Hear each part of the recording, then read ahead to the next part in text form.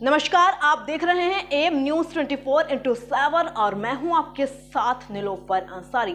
आइए नजर डालते हैं आज की ताजा खबरों पर। मथुरा अखिल भारतीय हिंदू महासभा के राष्ट्रीय अध्यक्ष ऋषि त्रिवेदी, राष्ट्रीय उपाध्यक्ष संजय श्रीवास्तव जी, योगीराज भगवान श्री कृष्ण की नगरी जनपद मथुरा की पुष कॉलोनी दाम्पियर नगर स्थित आए, जहां पर जिलाध्यक्ष छाया गौतम जी सहित विभिन्न पदाधिकारी, जिनमें मुख्य रूप से विनेश चौधरी, श्याम बघेल, चंद्रकांत पांडे, नीरज गौतम, पवन गौतम, विभिन्न पदाधिकारियों ने राष्ट्रीय अध्यक्ष ऋषि त्रिवेदी और राष्ट्रीय उपाध्यक्ष संजय श्रीवास्तव जी का स्वागत सम्मान किया गया। देखिए कृष्णा गुप्ता के साथ।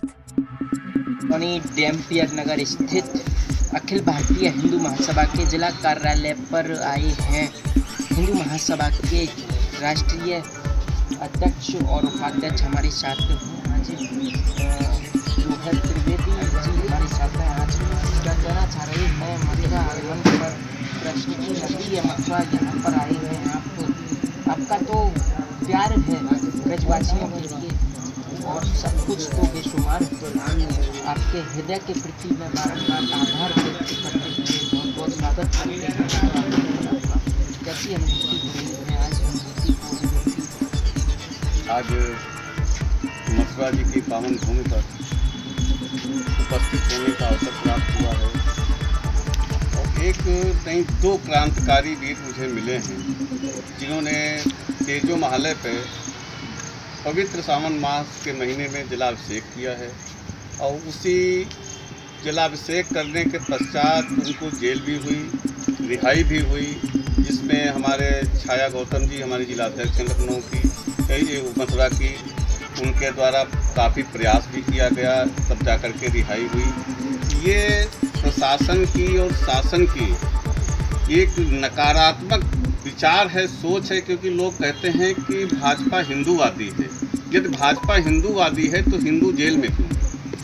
क्या उनसा गलत कार्य किया था इन लोगों ने? केवल जलाभिषेक ही तो किया था, एक नहीं, ऐसे हजारों की तादाद में हमारे मठ और मंदिर हैं जो कि विदेशी आक्रमणों के द्वारा तोड़े गए, नष्ट किए गए, उन पर कब्जा किया गया। यदि उनकी पुनः प्राप्ति के लिए हम लोग संघर्ष करते हैं, आंदोलन करते हैं, जलाभिषेक करते हैं, पूजा करते हैं, तो किसी प्रकार का कोई अपराध नहीं करते। और इसी विचारधारा को लेकर के हम लोगों ने यहाँ पर आज उपस्थित हुए हैं हम सभी भाई। और मेन यही उद्देश्य है इसका कि जिस तरह से भी हो, चाहे जेल जाना पड़े या कुछ भी करना पड़े, रोड पे जाना पड़े, लेकिन संघर्ष निरंतर जारी रहेगा, क्योंकि हिंदू महासभा अपनी विचारों से ही पहचानी जाती है और हिंदू का साथ, हिंदू का विकास और हिंदुत्व पर विश्वास, यही मुख्य जो है हिंदू महासभा की विचारधारा है। और जात पात की करो विदाई, हिंदू हिंदू भाई भाई, सभी हिंदुओं को संगठित करना और उनको एक धागे में पिरोना, यही हिंदू महासभा का लक्ष्य है। जी, एक इशू है, सूत्रों के मुताबिक से खबर है जनपद में अखिल भारतीय हिंदू महासभा के कुछ कार्यकर्ता, पदाधिकारी, विगत कुछ महापूर्व या कुछ समय पहले लखनऊ में माननीय मुख्यमंत्री योगी आदित्यनाथ जो हैं, उनसे प्रतिनिधिमंडल मुलाकात भी की गई, कोशिश की गई, तो मुख्यमंत्री से मुलाकात नहीं होने दी जाती है। इसको लेकर माननीय योगी आदित्यनाथ जी जो हमारे उत्तर प्रदेश के सीएम हैं, मुख्यमंत्री हैं, वो भी हिंदू महासभा से ही हैं, क्योंकि योगी जी के दादा गुरु महंत विजयनाथ जी हिंदू महासभा के राष्ट्रीय अध्यक्ष रहे और सांसद भी हुए।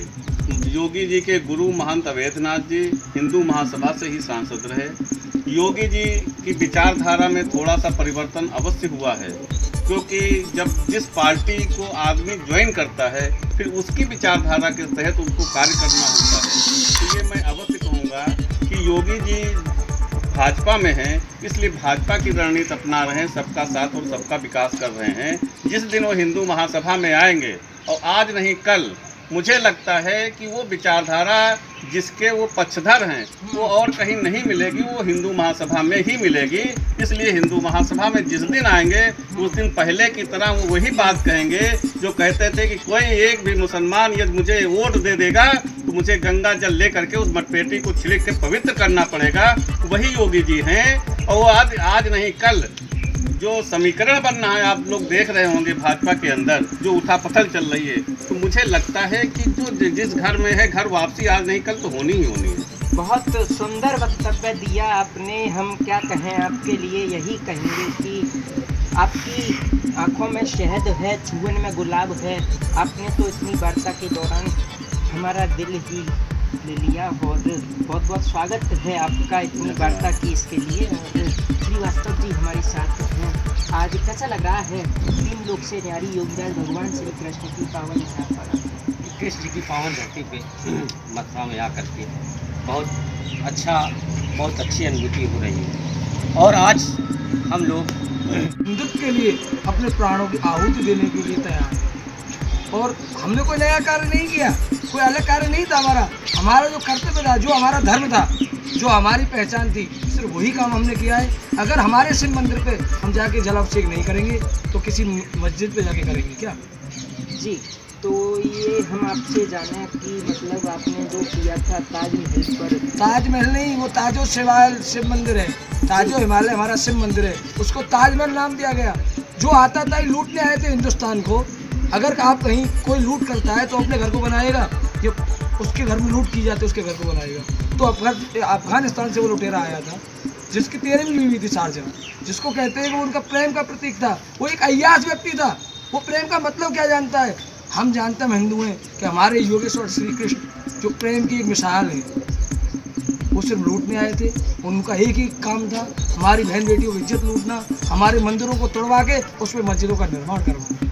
चलिएगा। और दिनेश हमारे साथ हैं। दिनेश जी, आज मतलब जो है क्या कहना चाह रही हैं देश? सबसे पहले तो अपनी हिंदू महासभा का सबसे ज़्यादा शरण वंदन करता हूँ, अपने प्रदेश अध्यक्ष जी और प्रवक्ता जी का, और हमारी बहन छाया दीदी और मेरे भाई, मेरे साथ रहने वाले मेरे श्याम भाई, इनकी वजह से हमारी हिंदू महासभा के लिए एक अलग ही रास्ता खुला है। और हम अभी तो ये जो हिमालय सिर्फ एक है, अभी तो 30,000 मंदिर बाकी हैं जिनको हम समय के आधार पर मुक्त करा के रहेंगे। ये हमारा प्रण है।